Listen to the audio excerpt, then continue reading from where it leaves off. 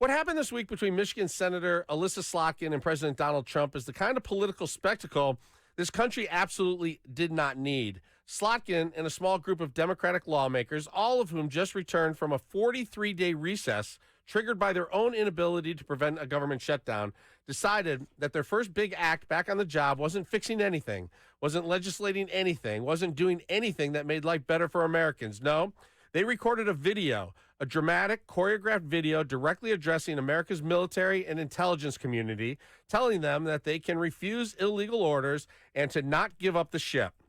This video was not necessary. There was no new crisis, no breaking situation, no actual illegal order given, not even an example cited in the video. It wasn't a constitutional emergency. It was a political stunt. It was designed to poke the bear, to get under Donald Trump's skin and make him react. They knew exactly what they were doing, and they got the reaction they wanted.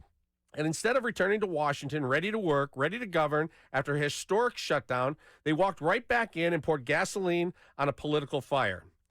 I don't like when elected leaders use our military as props in their fights with each other. It's disgusting to me. That video didn't protect the rule of law. It inflamed the political divide. It cast suspicion on the commander-in-chief, and it suggested to our troops that they should start prejudging orders through the filter of political messaging. That's not helpful. That's not responsible, and it's absolutely not what the country needed this week. As for Donald Trump, his reaction was terrible.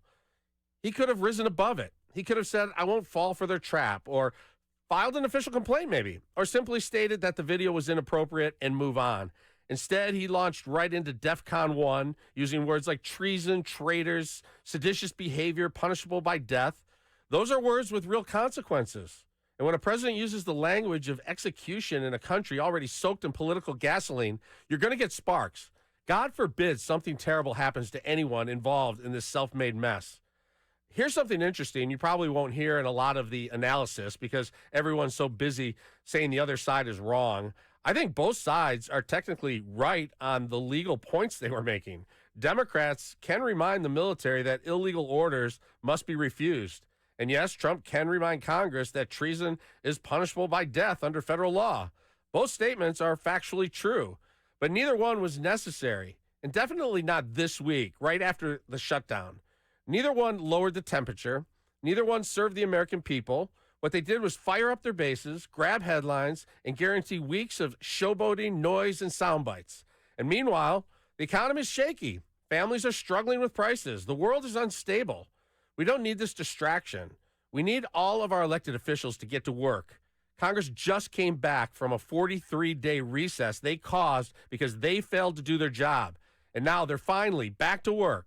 Their first act is to rip the country apart with a political video and the president's response. It's escalated things to the highest possible level. Members of Congress and the Senate and Mr. President, this is not leadership. This is not governing. This is not what Americans elected you to do. The job is not to attack each other. It's to work for us. And if everyone in Washington spent half as much energy solving problems as they do trying to trigger their political opponents, this country would be in a much better place. But instead, here we are arguing about a video that never should have been made and a response that never should have been posted. And once again, the American people are left waiting for somebody in Washington to act like an adult.